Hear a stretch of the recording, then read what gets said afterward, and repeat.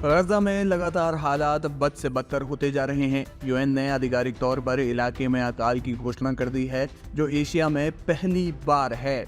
इसी बीच अमेरिकी राष्ट्रपति डोनाल्ड ट्रंप ने इस मुद्दे पर अपने रुख को और सख्त कर लिया है। ट्रंप ने गजा की स्थिति को जबरन वसूली करार देते हुए इसे समाप्त करने की बात कही। उन्होंने कहा, गजा में जो हालात चल रहे हैं उसका अब अंत होना ही चाहिए। ये जबरन वसूली है और इसे खत्म होना ही होगा, और देखते हैं क्या होता है।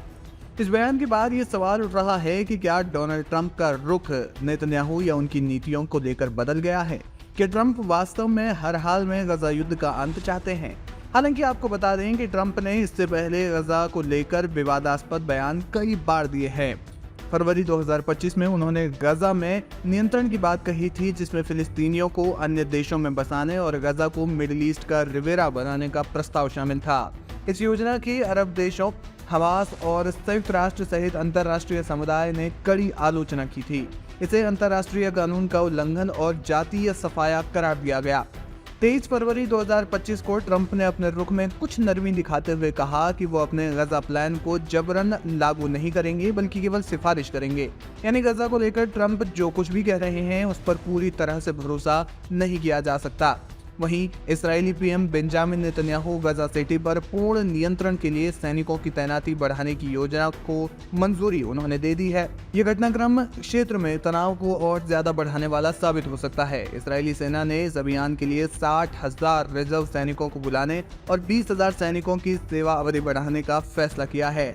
इसका मतलब ये है कि गजा में हर 1 किलोमीटर क्षेत्र पर औसतन 273 सैनिक तैनात होंगे। आईडीएफ के प्रवक्ता एफी डेफरिन ने बताया कि सेना ने पहले ही गजा सिटी के बाहरी इलाकों पर नियंत्रण कर लिया है और अब शहर के केंद्र में प्रवेश की तैयारी की जा रही है। नेतन्याहू ने कहा कि उनका लक्ष्य गजा पर कब्जा करना नहीं, बल्कि इसे हमास के नियंत्रण से मुक्त कराना है और वहां एक नागरिक प्रशासन की स्थापना करना है। लेकिन जानकार कहते हैं कि वास्तविकता क्या है ये पूरी दुनिया जानती है। कुल मिलाकर गजा में इस्राएली सैन्य कार्रवाइयों का कोई अंत नहीं दिख रहा है। गजा में स्थिति दिन ब दिन और अधिक भयावह होती जा रही है, जहां इसराइल हमास संघर्ष, भूखमरी और मानवीय संकट ने लाखों लोगों की जिंदगी को नर्क बना दिया।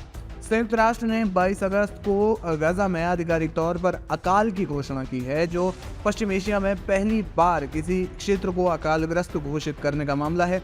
शुक्रवार को यूएन समर्थित integrated food security phase classification यानी आईपीसी ने पुष्टि की कि गजा सिटी और आसपास के क्षेत्रों में अकाल की स्थिति उत्पन्न हो चुकी है, जिसमें 5,14,000 लोग यानी गजा की कुल आबादी का लगभग 1/4 हिस्सा भूखमरी का सामना कर रहा है। आईपीसी ने चेतावनी दी है कि सितंबर 2025 के अंत तक ये स्थिति दक्षिणी क्षेत्रों जैसे देर अल बलाह और खान यूनुस तक फैल सकती है, जिससे प्रभावित लोगों की संख्या लगभग 6,41,000 तक पहुंच सकती है। यूएन कैसे तय करता है कि अकाल पड़ गया? आईपीसी के अनुसार अकाल की घोषणा तब की जाती है जब 3 प्रमुख मापदंड पूरे होते हैं। 20% से ज्यादा परिवारों को भोजन की चरम कमी का सामना करना पड़ता है, 30% बच्चे गंभीर कुपोषण से पीड़ित होते हैं और प्रति 10,000 लोगों में कम से कम रोज 2 लोगों की मृत्यु भूखमरी या कुपोषण से संबंधित बीमारियों के कारण होती है। ये 3 परिस्थितियां जब किसी भी क्षेत्र में एक तरह से प्रभावी होती हैं, तो फिर उस क्षेत्र को अकालग्रस्त क्षेत्र घोषित कर दिया जाता है। गजा में ये तीनों मापदंड अब पूरे हो चुके हैं, जिसके परिणाम स्वरूप ये घोषणा की गई है। बहरहाल ट्रंप के बयान को लेकर आपका क्या है कहना, हमें कमेंट सेक्शन में जाकर जरूर बताएं। जब गजा पूरी तरह से तबाह हो चुका है और हजारों लोग पिछले करीब 2 साल में मारे जा चुके हैं, जब इसराइल गजा पर कब्जे का प्लान बना रहा है, इंटरनेशनल सतह पर पीएम नेतन्याहू को फजीहत का सामना करना पड़ रहा है, तब कहीं जाकर सऊदी अरब जागा है। अब सऊदी को ख्याल आया है कि गजा में नरसंहार या जेनोसाइड हो रहा है।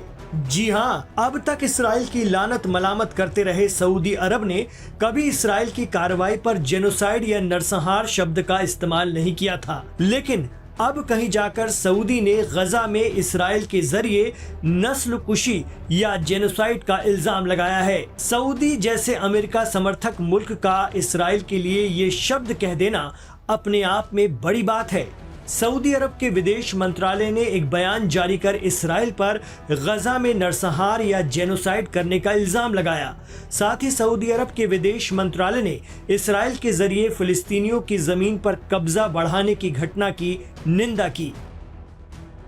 सऊदी अरब के विदेश मंत्रालय ने एक सोशल मीडिया पोस्ट कर गजा के मुद्दे पर इसराइल की मजम्मत की। मंत्रालय ने लिखा कि इसराइल फिलिस्तीनियों को उनकी ज़मीन से विस्थापित करना जारी रखे हुए है और उन्हें एक आज़ाद मुल्क स्थापित करने से रोक रहा है। सऊदी विदेश मंत्रालय ने कहा कि सऊदी अरब फिलिस्तीनियों की ज़मीन पर इसराइल के जरिए कब्जे को बढ़ाने वाले अपराधों की कड़ी निंदा करता है। सऊदी विदेश मंत्रालय ने कहा कि इसराइल के जरिए यरूशलेम के आसपास नई बस्तियों के निर्माण और गजा के आम नागरिकों के खिलाफ आक्रामकता नरसंहार या नस्लकुशी के बराबर है। सऊदी की फॉरेन मिनिस्ट्री ने इसराइल पर इंटरनेशनल कवानीन के गंभीर उल्लंघन का इल्जाम भी लगाया।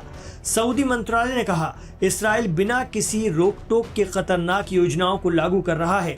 ये इलाकाई सिक्योरिटी और स्थिरता के लिए खतरा है, साथ ही इंटरनेशनल व्यवस्था की वैधता के लिए भी खतरा है। गौरतलब है कि इंटरनेशनल क्रिमिनल कोर्ट ICC ने युद्ध अपराधों के इल्जाम में इसराइल के PM नेतन्याहू और इसराइल के पूर्व रक्षा मंत्री योआव गैलेंट के खिलाफ गिरफ्तारी वारंट जारी किया है।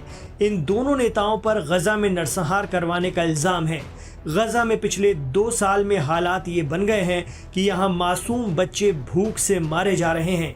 इंटरनेशनल दबाव के बाद अमेरिका और इसराइल समर्थित NGO गजा में खाना बांटने का दावा तो करते हैं, लेकिन खाना लेने आने वालों पर गोलियां बरसाए जाने और उसमें भी कई लोगों की जान जाने के कई मामले सामने आ चुके हैं। ऐसे में मिडिल ईस्ट के मजबूत, अमीर और ताकतवर मुल्क सऊदी अरब का पहली बार इसराइल के लिए नरसंहार या जेनोसाइड शब्द का इस्तेमाल करना बताता है कि अब पानी सिर से ऊपर निकल चुका है। वरना सऊदी क्राउन प्रिंस की फोटो अन्य अरब लीडर के साथ इसराइल की राजधानी तेल अवीव में लगे उन पोस्टर्स में भी है जो इसराइल के साथ अब्राहम समझौता करके उसे मान्यता दे चुके हैं या फिर समझौता करने जा रहे हैं और गजा के हालात पर चुप्पी साधे हुए हैं।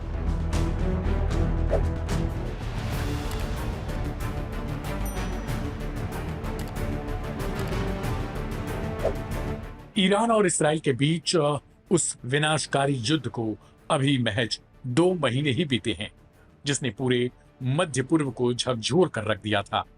लेकिन अब एक बार फिर ईरान ने दुनिया को अपनी सैन्य तैयारियों का पैगाम देना शुरू कर दिया है।